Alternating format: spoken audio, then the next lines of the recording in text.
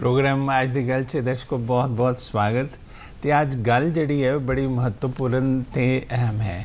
अज गल शांति सहयोग ते विकास की है।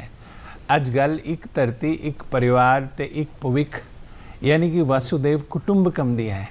अज गल G20 दी है। G20 जिहड़ी कि दुनिया की 60% जनसंख्या की नुमाइंदगी करती है, जिस दा हिस्सा ग्लोबल ट्रेड दे विच 75% है तो GDP विच 80% है। साडे लिए बड़ी खुशी ते मुबारक दी गल है कि अज भारत ने रस्मी तौर पर G20 की प्रधानगी स्वीकार की है। और साडे लिए होर भी मान वाली गल है कि 2023 विच भारत G20 के 18वें सम्मेलन की मेज़बानी करेगा। ये G20 की है, इसके उद्देश्य की हैं, इसका एजेंडा की है, तो भारत लिए किवें एक खास ते महत्वपूर्ण है, इसके सामने चुनौतियां की हैं, इसलिए भारत नूं फायदा की होएगा। ये सारियां गल्लां ते चर्चा करने लिए सानू खुशी है कि आज साडे प्रोग्राम च विशेष तौर पर आए हैं डॉक्टर दिनेश अरोड़ा, जिहड़े कि उगे राजनीति शास्त्र ने और अंतरराष्ट्रीय मामलों के माहर है। असीं इन्हां दा स्वागत करते हैं। इन्हां दे नाल ही बैठे ने डॉक्टर राजीव पासकर, जिहड़े कि सीनियर पत्रकार हैं। डॉक्टर दिनेश अरोड़ा, इस तो पहले कि असी G20 पर चर्चा करिए, प्रधानमंत्री जी ने इस बारे अपने विचार दसे ने, असी पहले उन्हां विचारां नूं सुनते हैं।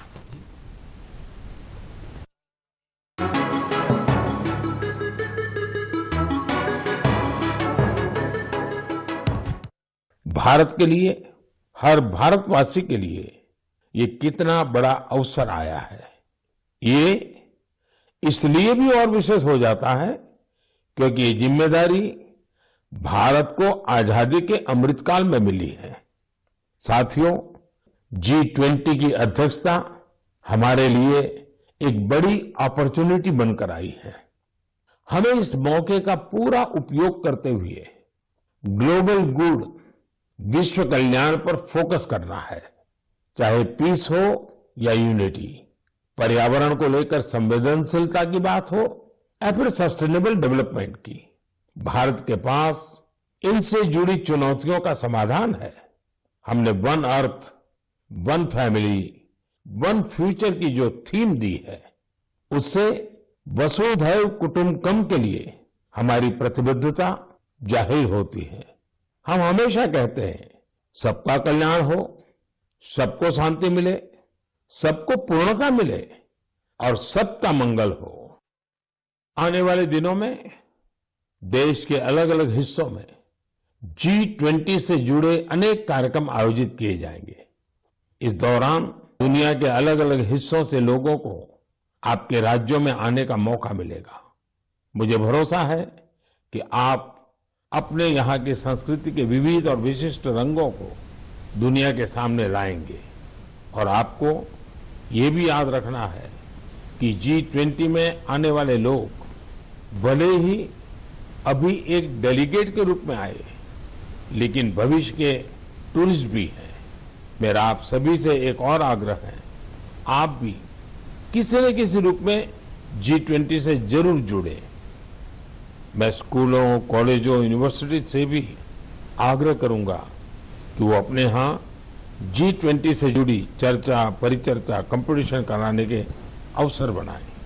आप G20.in वेबसाइट पर जाएंगे तो आपको अपनी रुचि के अनुसार वहां बहुत सारी चीजें मिल जाएगी।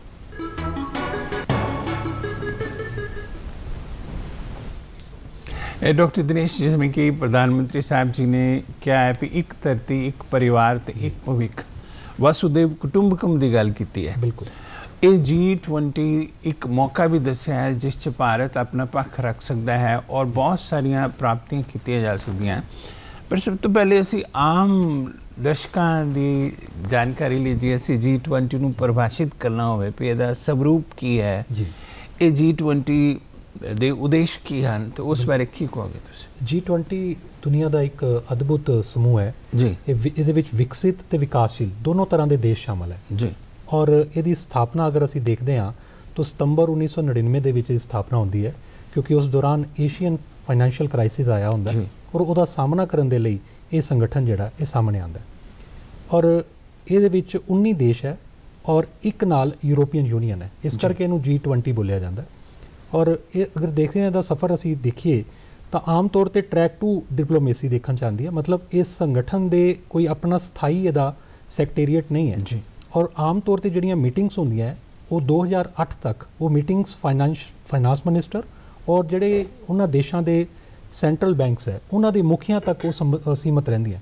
ਲੇਕਿਨ 2008 ਦਾ ਜਿਹੜਾ ਵਿੱਤੀ ਸੰਕਟ ਆਉਂਦਾ ਹੈ ਉਸ ਦੌਰਾਨ ਇਹਦੀ ਮੀਟਿੰਗਸ ਜਿਹੜੀਆਂ ਉਹ ਹੈੱਡ ਆਫ ਸਟੇਟ ਔਰ ਹੈੱਡ ਆਫ ਗਵਰਨਮੈਂਟ ਦੇ ਸਤਰ ਤੇ ਹੋਣੀਆਂ ਸ਼ੁਰੂ ਹੋ ਗਈਆਂ। ਬਿਲਕੁਲ ਠੀਕ ਹੈ। ਔਰ ਇਹ ਲਗਾਤਾਰ ਜੀ ਹਾਂ ਵਿਕਸਿਤ ਤੇ ਅਵਿਕਸਿਤ ਆਮ ਤੇ ਖਾਸ ਵਿਕਾਸਸ਼ੀਲ ਦੇਸ਼ਾਂ ਦਾ ਇੱਕ ਸਮੂਹ ਹੈ ਜਿਸ 'ਚ 60% ਦੀ ਦੁਨੀਆ ਦੀ ਪਾਪੂਲੇਸ਼ਨ ਇੱਕ ਤਰ੍ਹਾਂ ਨਾਲ ਮਿਨੀ UN ਹੋ ਗਿਆ ਇੱਕ ਤਰ੍ਹਾਂ ਨਾਲ ਭਾਸਕਰ ਜੀ। ਔਰ ਮੁੱਖ ਉਦੇਸ਼ ਕੀ ਹਨ ਜਿੱਦਾਂ UN ਉਹਦੇ ਤਾਂ ਵੱਖਰੇ ਉਦੇਸ਼ ਹਨ, ਇਹ G20 ਦੇ ਉਦੇਸ਼ ਕੀ ਹਨ, ਆਬਜੈਕਟਿਵ ਜਿਨ੍ਹਾਂ ਨੂੰ ਲੈ ਕੇ ਇਹ ਸੰਗਠਨ ਬਣਿਆ ਤੇ ਕੰਮ ਕਰਦਾ? ਜਿਸ ਤਰੀਕੇ ਨਾਲ G20 ਦੇ ਬਾਰੇ ਚ ਸਰ ਨੇ ਦੱਸਿਆ ਹੈਗਾ ਉਸ ਤਰ੍ਹਾਂ ਹੀ ਤੁਸੀਂ ਸੁਣਿਆ ਹੋਵੇਗਾ G7 ਜੀ, ਫਿਰ ਯੂਨਾਈਟਿਡ ਨੇਸ਼ਨ ਸਿਕਿਉਰਿਟੀ ਕਾਉਂਸਲ ਜੀ। ਯੂਨਾਈਟਿਡ ਨੇਸ਼ਨ ਸਿਕਿਉਰਿਟੀ ਕਾਉਂਸਲ ਦੀ ਪਰਮਾਨੈਂਟ ਮੈਂਬਰਸ਼ਿਪ ਵਾਸਤੇ ਭਾਰਤ ਦਾ ਕਲੇਮ ਕਾਫੀ ਪੁਰਾਣਾ ਹੈ ਔਰ ਮੈਨੂੰ ਇਹ ਲੱਗਦਾ ਹੈ ਕਿ ਜਿਸ ਤਰੀਕੇ ਨਾਲ ਅਸੀਂ ਉਹਦੇ ਸਟਰੋਂਗਲੀ ਇੱਕ ਕਲੇਮੈਂਟ ਹੈਗੇ ਆ ਆਉਣ ਵਾਲੇ ਕੁਝ ਸਾਲਾਂ ਦੇ ਵਿੱਚ ਸਾਨੂੰ ਉਹ ਪਰਮਾਨੈਂਟ ਮੈਂਬਰਸ਼ਿਪ ਮਿਲ ਜਾਏਗੀ। G7 ਦੇ ਵਿੱਚ ਸਿਰਫ ਡਿਵੈਲਪਡ ਨੇਸ਼ਨਸ ਦੀ ਗੱਲ ਹੁੰਦੀ ਹੈ। G20 ਹੀ ਇੱਕ ਇਸ ਤਰ੍ਹਾਂ ਦਾ ਪਲੇਟਫਾਰਮ ਹੈ ਜਿਹਦੇ ਵਿੱਚ ਜਿਸ ਤਰ੍ਹਾਂ ਤੁਸੀਂ ਵੀ ਕਿਹਾ ਕਿ ਵਿਕਸਿਤ ਤੇ ਵਿਕਾਸਸ਼ੀਲ ਦੋਨੋਂ ਤਰੀਕੇ ਦੇ ਇੱਕ ਪਲੇਟਫਾਰਮ ਹੁੰਦਾ ਹੈ ਜਿਹਦੇ ਰਾਹੀਂ, ਕਿਉਂਕਿ ਭਾਰਤ ਦੀ ਗੱਲ ਕਰੀਏ ਤੇ ਭਾਰਤ ਇੱਕ ਡਾਇਵਰਸਿਟੀ ਵਾਲਾ ਹੀ ਇੱਕ ਕੰਟਰੀ ਹੈਗੀ ਹੈ। ਇਹਦੇ ਵਿੱਚ ਓਪਰਚੁਨਿਟੀਜ਼ ਇੰਨੀ ਜ਼ਬਰਦਸਤ ਹੈਗੀ ਹੈ ਜੇ ਸਾਡੇ ਯੂਥ ਨੂੰ, ਕਿਉਂਕਿ ਅਕਸਰ ਅਸੀਂ ਆਪਣੇ ਟੈਲੈਂਟ ਜਾਂ ਡਿਜੀਟਲ ਜਾਂ ਫਿਰ ਅੱਜ ਅਗਰ ਯੂਕਰੇਨ ਤੇ ਰਸ਼ੀਆ ਦੇ ਵਿੱਚ ਜਿਹੜੀ ਲੜਾਈ ਚੱਲ ਰਹੀ ਹੈ ਉਹਦੇ ਉੱਤੇ ਵੀ ਭਾਰਤ ਦਾ ਜਿਹੜਾ ਸਟੈਂਡ ਰਿਹਾ ਉਹ ਬੜਾ ਹੀ ਇੱਕ ਪ੍ਰਸ਼ੰਸਾਯੋਗ ਰਿਹਾ ਹੈ ਔਰ ਸਾਡੇ ਪ੍ਰਧਾਨ ਮੰਤਰੀ ਨੇ ਉਹਦੇ ਵਿੱਚ ਮਧਿਅਸਥਤਾ ਕਰਨ ਦੀ ਗੱਲ ਤੇ ਕੀਤੀ ਹੈ, ਪਰ ਨਾਲ ਦੇ ਨਾਲ ਇਹ ਵੀ ਇੱਕ ਸਟਰੋਂਗਲੀ ਮੈਸੇਜ ਭੇਜਿਆ ਹੈ ਕਿ ਵੀ ਲੜਾਈ ਦੀ ਬਜਾਏ ਸਾਨੂੰ ਡਾਇਲੌਗ ਦੇ ਰਾਹੀਂ ਹਰ ਸਮੱਸਿਆ ਦਾ ਹੱਲ ਕਰਨਾ ਚਾਹੀਦਾ। ਉਹਨਾਂ ਨੇ ਕਿਹਾ ਵੀ ਇਹ ਸਦੀ ਜਿਹੜੀ ਹੈ ਯੁੱਧ ਦੀ ਸਦੀ ਨਹੀਂ ਹੈ, ਪੀਸ ਔਰ ਡਿਪਲੋਮੇਸੀ ਦੀ ਸਦੀ ਹੈ। ਪ੍ਰਧਾਨ ਮੰਤਰੀ ਜੀ ਜੋ ਵੀ ਕਹਿੰਦੇ ਨੇ ਜਾਂ ਭਾਰਤ ਜੋ ਵੀ ਕਹਿੰਦਾ ਹੈ ਦੁਨੀਆ ਉਸ ਨੂੰ ਅੱਜ ਕੱਲ੍ਹ ਸੁਣਦੀ ਹੈ ਔਰ ਉਸ ਦੀ ਇੱਜ਼ਤ ਕਰਦੀ ਹੈ।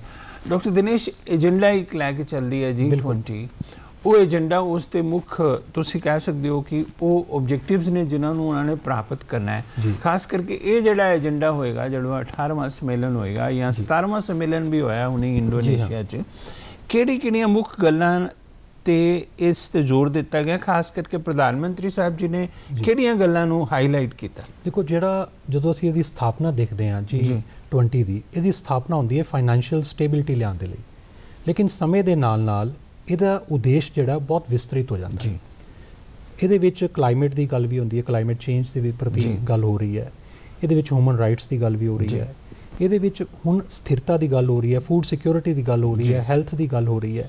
ਔਰ ਜਿਵੇਂ ਅਸੀਂ ਰੀਸੈਂਟਲੀ ਜਿਹੜੀ ਇੱਕ ਸਮਿਟ ਹੋਈ ਹੈ 15 ਔਰ 16 ਨਵੰਬਰ 'ਚ 17ਵਾਂ ਸੰਮੇਲਨ ਜਿਹੜਾ ਇੰਡੋਨੇਸ਼ੀਆ ਬਾਲੀ ਦੇ ਵਿੱਚ ਹੁੰਦਾ ਹੈ, ਉਹਦੇ ਵਿੱਚ ਪ੍ਰਧਾਨ ਮੰਤਰੀ ਜੀ ਨੇ ਜਿਹੜੀ ਗੱਲ ਕੀਤੀ, ਸਭ ਤੋਂ ਪਹਿਲੀ ਗੱਲ ਉਹਨਾਂ ਨੇ ਕੀਤੀ ਹੈ ਯੂਕਰੇਨ ਔਰ ਰਸ਼ੀਆ ਦੇ ਵਿੱਚ ਚੱਲ ਰਹੇ ਯੁੱਧ ਨੂੰ ਰੋਕਣ ਦੀ। ਔਰ ਉਹਨਾਂ ਨੇ ਇਹ ਗੱਲ ਬੜੀ ਜ਼ੋਰ ਦੇ ਨਾਲ ਕਹੀ ਹੈ ਕਿ ਇਹ ਜਿਹੜਾ ਸਮੇਂ ਹੈ ਇਹ ਯੁੱਧ ਕਰਨ ਦਾ, ਲੜਾਈ ਕਰਨ ਦਾ ਸਮੇਂ ਨਹੀਂ ਹੈ। ਔਰ ਉਹਨਾਂ ਨੇ ਇਹ ਵੀ ਸੰਦੇਸ਼ ਦਿੱਤਾ ਹੈ ਕਿ ਜਿਹੜੀ ਪਿਛਲੀ ਸਦੀ ਸੀ ਉਹਦੇ ਵਿੱਚ ਅਸੀਂ 2 ਵਿਸ਼ਵ ਯੁੱਧ ਦੇਖੇ ਆ ਔਰ ਉਹਨਾਂ ਦੋਨਾਂ ਵਿਸ਼ਵ ਯੁੱਧਾਂ ਤੋਂ ਬਾਅਦ ਇੱਕ ਇੱਦਾਂ ਦੀ ਵਿਵਸਥਾ ਬਣਾਉਣ ਦੀ ਕੋਸ਼ਿਸ਼ ਕੀਤੀ ਗਈ ਤਾਂ ਕਿ ਆਉਣ ਵਾਲੇ ਸਮੇਂ ਦੇ ਵਿੱਚ ਯੁੱਧ ਨਾ ਹੋਵੇ। ਤੇ ਇਸ ਸਦੀ ਦੇ ਵਿੱਚ ਇਹ ਹੁਣ ਸਾਡੀ ਸਾਰਿਆਂ ਦੀ ਜ਼ਿੰਮੇਵਾਰੀ ਹੈ ਕਿ ਅਸੀਂ ਅਜਿਹਾ ਅਰੇਂਜਮੈਂਟ ਕਰੀਏ, ਅਜਿਹੀ ਵਿਵਸਥਾ ਬਣਾਈਏ ਕਿ ਮਾਨਵਤਾ ਨੂੰ ਯੁੱਧ ਦੇ ਵਿਨਾਸ਼ ਤੋਂ ਰੋਕ ਕੇ ਵਿਕਾਸ ਵੱਲ ਲੈ ਕੇ ਚੱਲੀਏ। ਦੂਜੀ ਗੱਲ ਉਹਨਾਂ ਨੇ ਜਿਹੜੀ ਕੀਤੀ ਹੈ, ਉਹਨਾਂ ਨੇ ਸਸਟੇਨੇਬਲ ਡਿਵੈਲਪਮੈਂਟ ਦੀ ਗੱਲ ਕੀਤੀ ਆ। ਫਾਰਮਿੰਗ ਦੇ ਵਿੱਚ ਉਹਨਾਂ ਨੇ ਇੰਟਰਨੈਸ਼ਨਲ ਈਅਰ ਆਫ ਮਿਲਟ ਦੀ ਉਹਨਾਂ ਨੇ ਗੱਲ ਕੀਤੀ ਆ। ਉਹਨੂੰ ਉਹਨਾਂ ਨੇ ਜ਼ੋਰ ਦੇ ਕੇ ਕਿਹਾ ਹੈ ਕਿ ਜਿਹੜਾ ਅਸੀਂ ਅਗਲੇ ਸਾਲ ਇਹਨੂੰ ਮਨਾ ਰਹੇ ਹਾਂ ਯੂਨਾਈਟਿਡ ਨੇਸ਼ਨ ਦੇ ਪਲੇਟਫਾਰਮ ਦੇ ਅਧੀਨ, ਸਾਰੇ ਦੇਸ਼ਾਂ ਨੂੰ ਉਹਨਾਂ ਨੇ ਇਹਦੇ ਵਿੱਚ ਸ਼ਾਮਲ ਹੋਣ ਦੀ ਗੱਲ ਕੀਤੀ ਆ। ਔਰ ਜਿਹੜੀ ਟ੍ਰੈਡੀਸ਼ਨਲ ਫਾਰਮਿੰਗ ਹੈ ਉਹਨੂੰ ਉਹਨਾਂ ਨੇ ਪ੍ਰੋਤਸਾਹਿਤ ਕਰਨ ਦੀ, ਅੱਗੇ ਲੈ ਕੇ ਆਉਣ ਦੀ ਗੱਲ ਕੀਤੀ ਆ। ਐਨਰਜੀ ਸਿਕਿਉਰਿਟੀ ਦੀ ਉਹਨਾਂ ਨੇ ਗੱਲ ਕੀਤੀ ਹੈ ਔਰ ਇਹ ਗੱਲ ਤੇ ਜ਼ੋਰ ਦਿੱਤਾ ਹੈ ਕਿ ਭਾਰਤ ਜਿਹੜਾ ਰਿਨਿਊਏਬਲ એનર્ਜੀ ਨੂੰ ਲਗਾਤਾਰ ਜਿਹੜਾ ਪਾਪੂਲਰ ਬਣਾਉਣ ਦੇ ਵਿੱਚ ਲੱਗਾ ਹੋਇਆ ਔਰ 2030 ਤੱਕ ਭਾਰਤ ਦੇ ਵਿੱਚ ਜਿੰਨੀ ਵੀ ਇਲੈਕਟ੍ਰਿਸਿਟੀ ਪੈਦਾ ਹੋਏਗੀ ਉਹਦਾ 50% ਰਿਨਿਊਏਬਲ ਸੋਰਸਿਸ ਤੋਂ ਹੋਏਗਾ। ਤਾਂ ਕਹਿਣ ਦਾ ਮਤਲਬ ਇਹ ਹੈ ਇੱਕ ਹੋਲਿਸਟਿਕ ਅਪਰੋਚ ਜਿਹੜੀ ਹੈ ਉਹਨਾਂ ਨੇ ਇੱਕ ਏਜੰਡਾ ਜਿਹੜਾ ਆਉਣ ਵਾਲੀ ਮੀਟਿੰਗਸ ਦੇ ਲਈ ਵੀ ਵਿਸ਼ਵ ਦੇ ਸਾਹਮਣੇ ਪੇਸ਼ ਕਰ ਦਿੱਤਾ। ਜਦੋਂ ਇੰਡੋਨੇਸ਼ੀਆ 'ਚ 17ਵਾਂ ਸੰਮੇਲਨ ਹੋਇਆ ਤੇ ਕਾਫੀ ਕੁਝ ਸਾਫ਼ ਹੋ ਗਿਆ ਸੀ ਵੀ ਭਾਰਤ ਜਿਹੜਾ ਹੈ ਜਦੋਂ ਇਹਦੀ ਮੇਜ਼ਬਾਨੀ ਕਰੇਗਾ, ਭਾਰਤ ਕਿਹੜੇ ਉਦੇਸ਼ਾਂ ਨੂੰ ਲੈ ਕੇ ਅੱਗੇ ਚੱਲੇਗਾ। ਚਲੋ ਕਲਾਈਮੇਟ ਚੇਂਜ ਦੀ ਗੱਲ ਹੋਵੇ, એનર્ਜੀ ਸਿਕਿਉਰਿਟੀ ਦੀ ਗੱਲ ਹੋਵੇ, ਟੈਰਰਿਜ਼ਮ ਦੀ ਗੱਲ ਹੋਵੇ, ਆਰਥਿਕ ਵਿਕਾਸ ਦੀ ਗੱਲ ਹੋਵੇ, ਜਾਂ ਜਿਵੇਂ ਤੁਸੀਂ ਕਿਹਾ ਸਸਟੇਨੇਬਲ ਡਿਵੈਲਪਮੈਂਟ ਦੀ ਗੱਲ ਹੋਵੇ। ਦਰਅਸਲ ਇਹ ਬਹੁਤ ਮਹੱਤਵਪੂਰਨ ਵਿਸ਼ੇ ਹੈ, ਖਾਸ ਕਰਕੇ ਕੋਵਿਡ ਤੋਂ ਬਾਅਦ ਜਿਨ੍ਹਾਂ ਦੇ ਉੱਪਰ ਦੁਨੀਆ ਨੂੰ ਧਿਆਨ ਦੇਣ ਦੀ ਲੋੜ ਹੈ। ਸਭ ਤੋਂ ਜ਼ਿਆਦਾ ਧਿਆਨ ਤੇ ਜਿਹੜੀ ਲੜਾਈ ਛਿੜੀ ਹੋਈ ਹੈ ਯੂਕਰੇਨ ਔਰ ਰਸ਼ੀਆ ਦੇ ਵਿੱਚ, ਇਸ ਨੂੰ ਠੱਲ ਪਾਉਣ ਦੀ ਬਹੁਤ ਜ਼ਿਆਦਾ ਲੋੜ ਹੈ। ਭਾਸਕਰ ਜੀ, ਜਦੋਂ ਭਾਰਤ ਇਸ ਦੀ ਮੇਜ਼ਬਾਨੀ ਕਰਦਾ ਹੈ, ਜਿਵੇਂ ਅੱਜ ਜਿਹੜੀ ਹੈ ਉਹਨੂੰ ਰਸਮੀ ਤੌਰ ਤੇ ਪ੍ਰਧਾਨਗੀ ਮਿਲ ਗਈ ਹੈ, ਭਾਰਤ ਲਈ ਇਸ ਦੀ ਮੇਜ਼ਬਾਨੀ ਕਰਨਾ ਔਰ ਇਸ ਦੀ ਪ੍ਰਧਾਨਗੀ ਪ੍ਰਾਪਤ ਕਰਨਾ ਇਹ ਕਿੰਨਾ ਕੁ ਮਹੱਤਵਪੂਰਨ ਹੈ ਤੁਹਾਡੇ ਹਿਸਾਬ ਦੇ ਨਾਲ? ਬਹੁਤ ਜ਼ਬਰਦਸਤ ਮਹੱਤਵਪੂਰਨ ਹੈ। ਗੱਲ ਅਸੀਂ ਵਿਕਸਿਤ ਤੇ ਵਿਕਾਸਸ਼ੀਲ ਦੇਸ਼ਾਂ ਦੀ ਕਰ ਰਹੇ ਹਾਂ। ਜੀ, ਭਾਰਤ ਇੱਕ ਉਸ ਤਰੀਕੇ ਦਾ ਦੇਸ਼ ਹੈ, ਜਿਸ ਤਰ੍ਹਾਂ ਅਸੀਂ ਪਹਿਲੇ ਵੀ ਕਿਹਾ, ਕਾਫੀ ਇੱਕ ਡਾਈਵਰਸਿਟੀ ਹੈਗੀ ਹੈ ਸਾਡੀ ਕੰਟਰੀ ਦੇ ਵਿੱਚ, ਔਰ ਉਹ ਸਾਰੀ ਪ੍ਰੋਬਲਮ ਭਾਵੇਂ ਉਹ ਡਿਵੈਲਪਡ ਨੇਸ਼ਨ ਸੀ ਕਿਉਂ ਨਾ ਹੋਣ, ਉਸ ਜਿਹੜੇ ਇਸ਼ੂਜ਼ ਨਾਲ ਲੜਨ ਵਾਸਤੇ ਜੂਝ ਰਿਹਾ ਉਹ ਅਸੀਂ ਫੇਸ ਕੀਤੇ ਹੋਏ ਨੇ। ਉਹਨਾਂ ਨੇ ਉਹਨਾਂ ਇਸ਼ੂਜ਼ ਦਾ ਡਰਾਇੰਗ ਰੂਮ ਵਿੱਚ ਬਹਿ ਕੇ ਕੋਈ ਰਿਜ਼ਲਟ ਕੱਢਣਾ ਹੈ ਜਾਂ ਕੋਈ ਹੱਲ ਕੱਢਣਾ ਹੈ, ਅਸੀਂ ਉਸ ਪ੍ਰੋਬਲਮਸ ਨੂੰ ਫੇਸ ਕਰਕੇ ਉਹਦੇ ਉਹ ਸੋਲੂਸ਼ਨ ਸਜੈਸਟ ਕਰ ਸਕਦੇ ਹਾਂ ਪੂਰੇ ਵਿਸ਼ਵ ਨੂੰ, ਜਿਹਦੇ ਰਾਹੀਂ ਨਾ ਕੇਵਲ ਉਹ ਸਮੱਸਿਆ ਖਤਮ ਹੋ ਜਾਏ, ਬਲਕਿ ਜਿਹਨੂੰ ਕਹਿੰਦੇ ਨੇ ਬਿਮਾਰੀ ਨੂੰ ਜੜ ਤੋਂ ਖਤਮ ਕਰਨ ਵਾਲੀ ਗੱਲ ਵੀ ਆਪਾਂ ਕਰ ਸਕਦੇ ਹਾਂ। ਫੂਡ ਸਿਕਿਉਰਿਟੀ ਦੇ ਨਾਂ ਤੇ ਪੂਰਾ ਵਿਸ਼ਵ ਅੱਜ ਚਿੰਤਿਤ ਹੈ। ਔਰ ਉਸ ਜਿਸ ਤਰ੍ਹਾਂ ਮਿਲਟਸ, ਇੰਟਰਨੈਸ਼ਨਲ ਮਿਲਟ ਸੀਡਸ ਜਿਹੜਾ ਬਣਾ ਜਾ ਰਿਹਾ ਹੈ, ਔਰ ਉਸ ਤੋਂ ਇਲਾਵਾ ਨੈਨੋ ਯੂਰੀਆ ਦੀ ਗੱਲ ਚੱਲਦੀ ਪਈ ਹੈ, ਜਾਂ ਹੋਰ ਖੇਤੀ ਦੇ ਉਹ तमाम ਸਾਧਨ ਜਿਹਦੇ ਵਿੱਚ ਅਸੀਂ ਚੇਂਜਸ ਦੀ ਗੱਲ ਕਰ ਰਹੇ ਹਾਂ, ਉਹਨਾਂ ਸਾਰੀ ਚੀਜ਼ਾਂ ਨੂੰ ਟੈਕਨੋਲੋਜੀਕਲ ਤਰੀਕੇ ਨਾਲ ਯੂਜ਼ ਕਰਕੇ ਅੱਗੇ ਵਿਸ਼ਵ ਨੂੰ ਕਿੱਦਾਂ ਰਾਹ ਦਿਖਾਣੀ ਹੈ। ਕਿਉਂਕਿ ਇਨਵੈਂਸ਼ਨਸ ਤੇ ਉੱਥੇ ਵੀ ਹੁੰਦੀ ਹੈ, ਪਰ ਉਹਨਾਂ ਇਨਵੈਂਸ਼ਨਸ ਦਾ ਵਿਕਾਸਸ਼ੀਲ ਕੰਟਰੀਜ਼ ਦੇ ਵਿੱਚ ਵੀ ਇੱਕ ਤਰੀਕੇ ਨਾਲ ਇੰਪਲੀਮੈਂਟੇਸ਼ਨ ਉਹ ਬੜਾ ਜ਼ਰੂਰੀ ਹੈ ਪੂਰੇ ਵਿਸ਼ਵ ਦੀ ਤਰੱਕੀ ਵਾਸਤੇ, ਕਿਉਂਕਿ ਹਰ ਇੱਕ ਕੰਟਰੀ ਇੱਕ ਦੂਜੇ ਦੀ ਮਾਰਕੀਟ ਵੀ ਹੈਗੀ ਹੈ। ਉਹ ਮਾਰਕੀਟ ਨੂੰ ਡਿਵੈਲਪ ਕਰਨਾ ਆਪਣੇ ਆਪ ਵਿੱਚ ਇੱਕ ਬੜਾ ਇੰਪੋਰਟੈਂਸ ਰੱਖਦਾ, ਔਰ ਭਾਰਤ ਉਹਦੇ ਵਾਸਤੇ ਇੱਕ ਬੜਾ ਮਹੱਤਵਪੂਰਨ ਭੂਮਿਕਾ ਨਿਭਾ। ਦਰਸ਼ਕੋ, ਭਾਰਤ ਸਭ ਤੋਂ ਜ਼ਿਆਦਾ ਤੇਜ਼ੀ ਨਾਲ ਵਿਕਸਿਤ ਹੋ ਰਹੀ ਅਰਥਵਿਵਸਥਾ ਹੈ। ਇਸ ਵੇਲੇ 5ਵੀਂ ਸਭ ਤੋਂ ਵੱਡੀ ਅਰਥਵਿਵਸਥਾ ਭਾਰਤ ਬਣ ਚੁੱਕੀ ਹੈ, ਔਰ 20% ਲੋਕ ਭਾਰਤ 'ਚ ਰਹਿੰਦੇ ਨੇ। ਸੋ ਭਾਰਤ ਆਪਣੇ ਤਜਰਬੇ ਦੇ ਆਧਾਰ ਦੇ ਉੱਪਰ ਸ਼ਾਂਤੀ, ਸਹਿਯੋਗ, ਜਿਨमें ਅਸੀਂ ਕਿਹਾ ਵੀ ਇੱਕ ਪਰਿਵਾਰ, ਇੱਕ ਜ਼ਮੀਨ ਤੇ ਇੱਕ ਭਵਿੱਖ, ਵਾਸੁਦੇਵ ਕੁਟੁੰਬਕਮ ਦੇ ਨਾਰੇ ਦੇ ਨਾਲ ਦੁਨੀਆ ਦਾ ਮਾਰਗਦਰਸ਼ਨ ਕਰ ਸਕਦਾ ਹੈ। ਡਾਕਟਰ ਦਿਨੇਸ਼, ਇਹ ਜਿਹੜਾ ਅੱਜ ਤੁਸੀਂ ਕਹਿ ਸਕਦੇ ਹੋ ਕਿ ਪ੍ਰੈਜ਼ੀਡੈਂਸੀ ਮਿਲੀ ਹੈ ਜੀ, ਔਰ ਆਉਣ ਵਾਲੇ ਟਾਈਮ 'ਚ ਜਿਹੜੀਆਂ ਮੀਟਿੰਗਾਂ ਹੋਣੀਆਂ ਨੇ, ਇਹਦਾ ਸਵਰੂਪ ਕਿਵੇਂ ਹੋਵੇਗਾ? ਕਿੱਥੇ ਮੀਟਿੰਗਾਂ ਹੋਣਗੀਆਂ, ਕਿਹੜੇ ਸ਼ਹਿਰਾਂ 'ਚ ਹੋਣਗੀਆਂ, ਔਰ ਉਹਦੇ ਪਿੱਛੇ ਜਿਹੜਾ ਸਾਡਾ ਉਦੇਸ਼ ਹੈ ਉਹ ਕਿਵੇਂ ਪੂਰਾ ਹੋਏਗਾ? ਦੇਖੋ, ਉਦੇਸ਼ ਜਿਹੜਾ ਹੈ ਉਹ ਇਹ ਹੈ ਕਿ ਪੂਰੇ ਇੱਕ ਬਹੁਤ ਵੱਡਾ ਮੰਚ ਜਿਹੜਾ ਹੈ ਭਾਰਤ ਨੂੰ ਮਿਲ ਰਿਹਾ ਹੈ, ਜਿਹਦੇ ਤੇ ਭਾਰਤ ਜਿਹੜਾ ਪੂਰੀ ਦੁਨੀਆ ਨੂੰ ਇੱਕ ਰਾਹ ਦਿਖਾਏਗਾ। ਲਗਭਗ 200 ਦੇ ਕਰੀਬ ਮੀਟਿੰਗਸ ਹੋਣਗੀਆਂ, ਔਰ ਪੂਰੇ ਭਾਰਤ ਦੇ ਵਿੱਚ ਅਲੱਗ-ਅਲੱਗ ਜਗ੍ਹਾ ਦੇ ਉੱਪਰ ਇਹਨਾਂ ਮੀਟਿੰਗਸ ਨੂੰ ਕੀਤਾ ਜਾਵੇਗਾ, ਅਲੱਗ-ਅਲੱਗ ਸ਼ਹਿਰਾਂ ਦੇ ਵਿੱਚ। ਔਰ ਜਿਹੜੀ ਸਭ ਤੋਂ ਵੱਡੀ ਮੀਟਿੰਗ ਜਿਹੜੀ ਹੈ ਹੈੱਡ ਆਫ ਸਟੇਟਸ ਔਰ ਹੈੱਡ ਆਫ ਗਵਰਨਮੈਂਟ ਦੀ ਜਿਹੜੀ ਮੀਟਿੰਗ ਹੈ, ਉਹ 9 ਤੇ 10 ਸਤੰਬਰ 2023 ਦੇ ਵਿੱਚ ਦਿੱਲੀ ਦੇ ਵਿੱਚ ਜਿਹੜੀ ਹੈ ਪ੍ਰਗਤੀ ਮੈਦਾਨ ਜੀ ਹਾਂ ਉੱਥੇ ਪਲਾਨ ਕੀਤੀ ਗਈ ਹੈ। ਔਰ ਇਹ ਇੱਕ ਮੌਕਾ ਹੈ ਜਦੋਂ ਭਾਰਤ ਪੂਰੀ ਦੁਨੀਆ ਨੂੰ ਆਪਣੀ ਅਚੀਵਮੈਂਟਸ ਔਰ ਆਪਣੀ ਸੱਭਿਅਤਾ, ਆਪਣੀ ਸੰਸਕ੍ਰਿਤੀ ਜਿਹੜੀ ਹੈ ਉਹਦੀ ਝਲਕ ਜਿਹੜੀ ਹੈ ਉਹ ਦਿਖਾ ਸਕਦਾ ਹੈ। ਇਹ ਭਾਰਤ ਲਈ ਬੜੇ ਮਾਣ ਵਾਲੀ ਗੱਲ ਹੈ, ਔਰ ਇੱਕ ਮੌਕਾ ਹੈ ਜਿਸ 'ਚ ਭਾਰਤ ਆਪਣੀ ਸਭ ਤੋਂ ਚੰਗੀ ਤਸਵੀਰ ਪੇਸ਼ ਕਰੇਗਾ। ਔਰ ਇਸ ਮੌਕੇ ਦੇ ਮੁਤਾਬਕ ਜਿਵੇਂ ਕਿ ਅੱਜ ਇੱਕ ਬਹੁਤ ਅਹਿਮ ਦਿਨ ਹੈ, ਇੱਕ ਵੈਬੀਨਾਰ ਹੋਇਆ ਜਿਸ 'ਚ ਭਾਰਤ ਦੇ ਵਿਦੇਸ਼ ਮੰਤਰੀਆਂ ਨੇ ਵਿਦਿਆਰਥੀਆਂ ਨੂੰ ਸੰਬੋਧਿਤ ਕੀਤਾ, ਔਰ ਵੈਬੀਨਾਰ ਦੇ ਵਿੱਚ ਗੁਰੂ ਨਾਨਕ ਯੂਨੀਵਰਸਿਟੀ ਦੇ ਜਿਹੜੇ ਡੀਨ ਹੈ ਉਹ ਵੀ ਸ਼ਾਮਿਲ ਹੋਏ ਤੇ ਗੁਰੂ ਨਾਨਕ ਯੂਨੀਵਰਸਿਟੀ ਦੇ ਸਟੂਡੈਂਟਸ ਵੀ ਸ਼ਾਮਿਲ ਹੋਏ। ਡਾਕਟਰ ਅਨੀਸ਼ ਦੂਆ ਦੇ ਨਾਲ ਇਹਨਾਂ ਸਟੂਡੈਂਟਸ ਨੇ ਵਿਦੇਸ਼ ਮੰਤਰੀ ਜੀ ਦੇ ਨਾਲ ਇੰਟਰੈਕਸ਼ਨ ਕੀਤਾ। ਤੁਹਾਨੂੰ ਲੈ ਚੱਲਦੇ ਹਾਂ ਵੀ ਉਹ ਵਿਦਿਆਰਥੀਆਂ ਨੇ ਆਪਣੇ ਕੀ ਵਿਚਾਰ ਦਿੱਤੇ ਤੇ ਡਾਕਟਰ ਦੂਆ ਕੀ ਕਹਿ ਰਹੇ ਨੇ।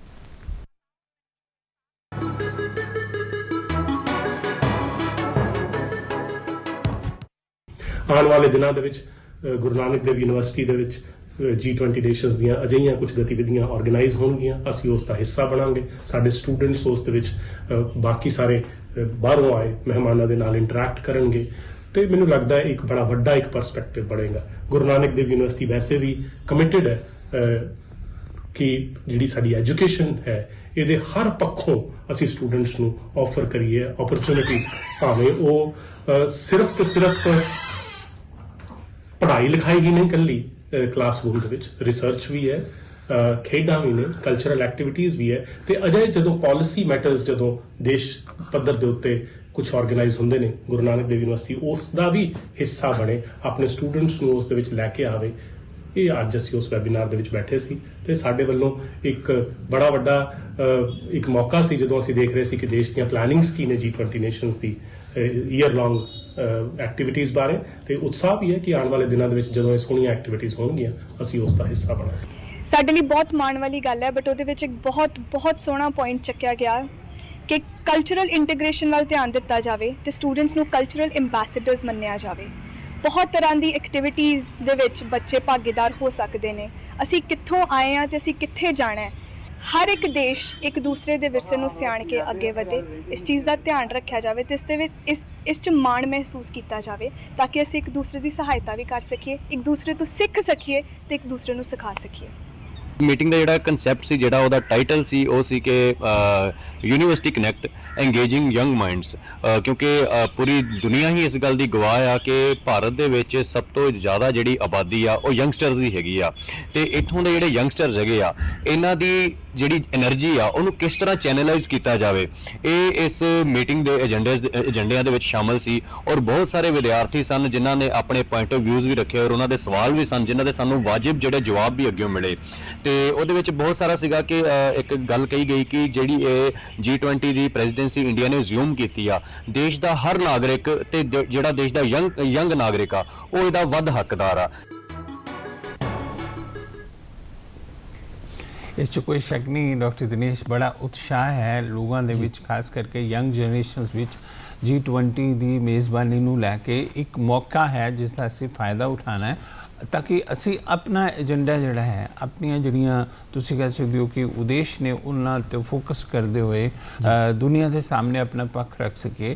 ਰਾਜੀਵ ਭਾਸਕਰ ਜੀ, ਜਦੋਂ ਇੰਡੀਆ ਖਾਸ ਕਰਕੇ ਇੱਕ ਵਿਕਾਸਸ਼ੀਲ ਦੇਸ਼ ਔਰ ਉਹ ਦੇਸ਼ ਜਿਸ 'ਚ ਡਾਇਵਰਸਿਟੀ ਬਹੁਤ ਜ਼ਿਆਦਾ ਹੈ, ਜਦੋਂ ਇਸ ਦੀ ਮੇਜ਼ਬਾਨੀ ਕਰਦਾ ਹੈ ਤੇ ਮੁੱਖ ਫੋਕਸ ਜਿਹੜਾ ਹੈ ਕੀ ਹੁੰਦਾ ਹੈ ਜਿਸ ਨੂੰ ਅਸੀਂ ਇੱਕ ਤਰ੍ਹਾਂ ਨਾਲ ਤੁਸੀਂ ਕਹਿ ਸਕਦੇ ਹੋ ਕਿ ਉਸ ਓਪਰਚੁਨਿਟੀ ਦਾ ਫਾਇਦਾ ਲੈਣ ਦੀ ਕੋਸ਼ਿਸ਼ ਕਰਾਂਗੇ? ਦੇਖੋ, ਸਭ ਤੋਂ ਵੱਡੀ ਗੱਲ ਤੇ ਜਿਸ ਤਰ੍ਹਾਂ ਤੁਸੀਂ ਪਹਿਲੇ ਵੀ ਦੱਸਿਆ ਹੈ ਕਿ ਇਹ ਮੀਟਿੰਗਸ ਜਿਹੜੀ 200 ਦੇ ਕਰੀਬ ਮੀਟਿੰਗਸ ਹੋਣੀ ਹੈ ਜੀ, ਵੱਖ-ਵੱਖ ਸ਼ਹਿਰਾਂ ਦੇ ਵਿੱਚ ਇਹ ਮੀਟਿੰਗ ਹੋਣੀ ਹੈ ਜੀ। ਪੰਜਾਬ ਦੇ ਵਿੱਚ ਵੀ, ਅੰਮ੍ਰਿਤਸਰ ਦੇ ਵਿੱਚ ਇਹ ਮਾਰਚ ਦੇ ਮਹੀਨੇ ਦੇ ਵਿੱਚ ਇਹ ਮੀਟਿੰਗ ਰੱਖੀ ਹੈ।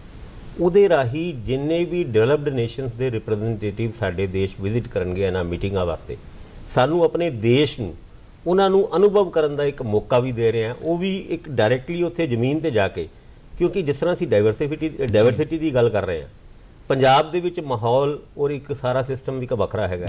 ਤੁਸੀਂ ਕੇਰਲਾ ਜਾਂਦੇ ਹੋ ਤੇ ਉੱਥੇ ਲੋਕ ਤੇ ਉੱਥੇ ਦਾ ਕਲਚਰ ਵੀ ਵੱਖਰਾ ਹੁੰਦਾ। ਜੰਮੂ ਕਸ਼ਮੀਰ 'ਚ ਵੀ ਮੀਟਿੰਗ ਹੋਏਗੀ, ਅਰੁਣਾਚਲ ਪ੍ਰਦੇਸ਼ 'ਚ ਵੀ ਹੋਏਗੀ। ਉਸ ਤੋਂ ਇਲਾਵਾ 100 ਜਿਹੜੀ ਇੰਪੋਰਟੈਂਟ ਕੀ ਪੁਆਇੰਟਸ ਨੇ ਉਹਦੇ ਵਿੱਚ ਲੋਗੋ ਜਿਹੜਾ ਤੁਸੀਂ ਦੱਸਿਆ ਹੈ ਕਿ ਵਸੂਦੇਵ ਕੁਟੁੰਬਕਮ ਦਾ ਜਿਹੜਾ ਲੋਗੋ ਹੈ ਉਹਨੂੰ ਵੀ ਐਲੀਮੀਨੇਟ ਕੀਤਾ ਜਾਏਗਾ। ਔਰ ਮੈਨੂੰ ਇਹ ਲੱਗਦਾ ਹੈ ਕਿ ਇਹ ਇੱਕ ਅਪੋਰਚੁਨਿਟੀ ਹੈ।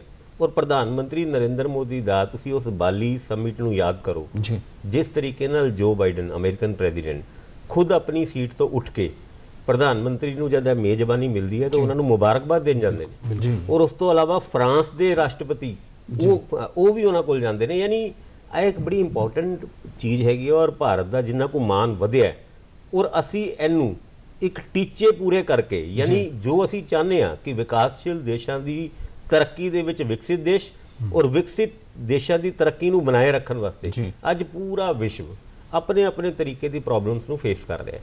ਸਾਨੂੰ ਉਹਨਾਂ ਸਾਰੀ ਪ੍ਰੋਬਲਮਸ ਦਾ ਹੱਲ ਲੱਭਣਾ ਵੀ ਹੈ ਤੇ ਉਹਨੂੰ ਦੁਨੀਆ ਨੂੰ ਸਮਝਾਉਣਾ ਹੈ ਕਿ ਇਹਨਾਂ ਮੁੱਦਿਆਂ ਦਾ ਇਹ ਹੱਲ ਹੈਗਾ।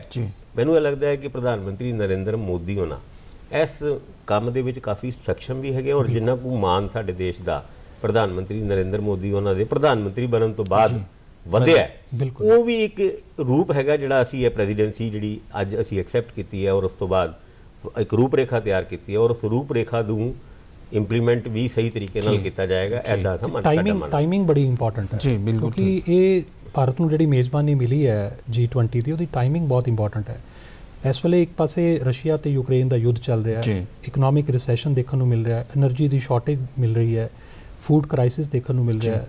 ਔਰ ਇਹ ਇਹਨਾਂ ਦੇ ਜਿਹੜੇ ਹਾਲਾਤ ਬਣੇ ਹੋਏ ਆ, ਇਹਨਾਂ ਦੇ ਵਿੱਚ ਰਾਹ ਜਿਹੜੀ ਹੈ ਦਿਖਾਉਣ ਦਾ ਜਿਹੜੀ ਜ਼ਿੰਮੇਵਾਰੀ ਹੈ ਉਹ ਭਾਰਤ ਨੂੰ ਮਿਲੀ ਹੈ। ਜਿਵੇਂ ਮਤਲਬ ਭਾਰਤ ਜਿਹੜਾ ਇਸ ਵੇਲੇ ਇੱਕ ਦੁਨੀਆ ਨੂੰ ਇੱਕ ਨਵੀਂ ਰਾਹ ਦਿਖਾ ਸਕਦਾ ਹੈ, ਇੱਕ ਉਮੀਦ ਦਿਖਾ ਸਕਦਾ ਹੈ। ਔਰ ਇਸੇ ਲਈ ਸਾਡਾ ਜਿਹੜਾ ਇਹ ਵਾਸੂਦੇਵ ਕੁਟੁੰਬਕਮ ਦੇ ਨਾਲ ਜਿਹੜਾ ਅਸੀਂ ਲੋਗੋ ਅਡਾਪਟ ਕੀਤਾ ਉਹਦੇ ਵਿੱਚ ਲੋਟਸ ਹੈ।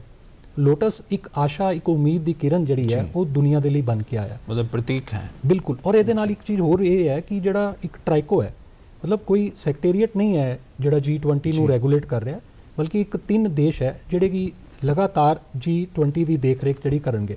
ਉਹਨਾਂ ਦੇ ਵਿੱਚ ਇਸ ਵੇਲੇ ਅਗਰ ਅਸੀਂ ਦੇਖਦੇ ਹਾਂ ਤੇ ਉਹਦੇ 'ਚ ਇਟਲੀ ਹੈ, ਇੰਡੋਨੇਸ਼ੀਆ ਹੈ ਤੇ ਭਾਰਤ ਹੈ ਜੀ। ਤਾਂ ਜਿਸ ਵੇਲੇ ਭਾਰਤ ਇਹਦੀ ਮੇਜ਼ਬਾਨੀ ਕਰਦਾ ਹੈ ਔਰ ਹੁਣ ਉਸ ਵੇਲੇ ਨੈਕਸਟ ਡੇ ਦੇ ਵਿੱਚ ਭਾਰਤ ਆ ਜਾਏਗਾ, ਨਾਲ ਉਹਦੇ ਇੰਡੋਨੇਸ਼ੀਆ ਔਰ ਨਾਲ ਬ੍ਰਾਜ਼ੀਲ ਆਏਗਾ, ਕਿਉਂਕਿ ਨੈਕਸਟ ਸਮਿਟ ਜਿਹੜੀ ਉਹ ਬ੍ਰਾਜ਼ੀਲ 'ਚ ਹੋਏਗੀ। ਇਹ ਵਿਕਾਸਸ਼ੀਲ ਦੇਸ਼ਾਂ ਦੇ ਕੋਲ ਇਸ ਦਾ ਨਿਯੰਤਰਣ ਹੈ, ਇਹ ਵੀ ਆਪਣੇ ਆਪ 'ਚ ਬਹੁਤ ਵੱਡੀ ਗੱਲ ਹੈ। ਦਰਸ਼ਕੋ, ਤੁਸੀਂ ਸੋਚ ਕੇ ਦੇਖੋ, ਭਾਰਤ ਦੇ 100 ਤੋਂ ਜ਼ਿਆਦਾ ਮੋਨੂਮੈਂਟਸ ਨੂੰ ਜਗਮਗ ਕੀਤਾ ਜਾਏਗਾ, ਉਹਨਾਂ ਨੂੰ ਸੰਵਾਰਿਆ ਜਾਏਗਾ। ਵੱਖ-ਵੱਖ ਸ਼ਹਿਰਾਂ ਵਿੱਚ ਇਹ ਮੀਟਿੰਗਾਂ ਹੋਣਗੀਆਂ, ਬਿਜ਼ਨਸ ਮੀਟ ਹੋਏਗੀ ਜਿੱਥੇ ਵਿਦੇਸ਼ੀ ਡੈਲੀਗੇਟਸ ਜਾਣਗੇ। ਦੁਨੀਆ ਵਿੱਚ ਭਾਰਤ ਦੀ ਤਸਵੀਰ ਜਿਹਦੇ ਬਾਰੇ ਉਹ ਬਹੁਤ ਜ਼ਿਆਦਾ ਜਾਣਕਾਰ ਨਹੀਂ ਹਨ, ਉਹ ਇੱਕ ਉਹਨਾਂ ਦੇ ਸਾਹਮਣੇ ਪੇਸ਼ ਕੀਤੀ ਜਾਏਗੀ। ਉਹ ਭਾਰਤ ਦਾ ਮਾਣ ਦੁਨੀਆ 'ਚ ਵਧੇਗਾ ਔਰ ਅਸੀਂ ਇਸ ਮੌਕੇ ਦਾ ਫਾਇਦਾ ਉਠਾਉਣਾ ਹੈ। ਲੋਕਾਂ 'ਚ ਵੀ ਉਤਸ਼ਾਹ ਹੈ, ਰਾਜਨੇਤਾ 'ਚ ਉਤਸ਼ਾਹ ਹੈ, ਨਾਲ ਸਾਡੀ ਜਿਹੜੀ ਲੀਡਰਸ਼ਿਪ ਹੈ ਉਸ ਕੋਲ ਇਹ ਮੌਕਾ ਹੈ ਕਿ ਉਹ ਭਾਰਤ ਦੀ ਜਿਹੜੀ ਇੱਜ਼ਤ ਹੈ ਉਹ ਹੋਰ ਵਧਾ ਸਕੇ। ਡਾਕਟਰ ਦਿਨੇਸ਼, ਇਹ ਇੱਕ ਮੌਕਾ ਵੀ ਹੈ ਲੇਕਿਨ ਇੱਕ ਰਿਸਪੌਂਸਿਬਿਲਿਟੀ ਵੀ, ਬਿਲਕੁਲ ਚੈਲੰਜਸ ਵੀ ਹੈ ਜੀ। ਤੁਹਾਡੇ ਸਾਹਮਣੇ ਕਿਹੜੇ ਚੈਲੰਜਸ ਨੇ ਜਿਹੜੇ ਕਿ ਭਾਰਤ ਨੂੰ G20 ਦੀ ਮੇਜ਼ਬਾਨੀ ਕਰਦੇ ਹੋਏ ਜਾਂ ਇਸ ਦੇ ਪ੍ਰੈਜ਼ੀਡੈਂਟ ਹੋਣ ਦੇ ਨਾਤੇ ਫੇਸ ਕਰਨੇ ਪਏ? ਜਿਹੜਾ ਇਸ ਵੇਲੇ ਸਭ ਤੋਂ ਇਮੀਡੀਏਟ ਚੈਲੰਜ ਹੈ ਉਹ ਇਹ ਹੈ ਕਿ ਜਿਹੜਾ ਯੁੱਧ ਚੱਲ ਰਿਹਾ ਇਸ ਵੇਲੇ ਜੀ ਰਸ਼ੀਆ ਔਰ ਯੂਕਰੇਨ ਦੇ ਵਿੱਚ। ਦੇਖੀਏ, ਅਗਰ ਇੰਟਰਨੈਸ਼ਨਲ ਲੈਵਲ ਦੇ ਅਗਰ ਅਸੀਂ ਦੇਖਦੇ ਹਾਂ ਤਾਂ ਭਾਰਤ ਇੱਕ ਅਜਿਹਾ ਦੇਸ਼ ਹੈ ਜਿਹੜਾ ਦੋਨੋਂ ਦੇਸ਼ਾਂ ਨਾਲ ਗੱਲ ਕਰਦਾ ਹੈ।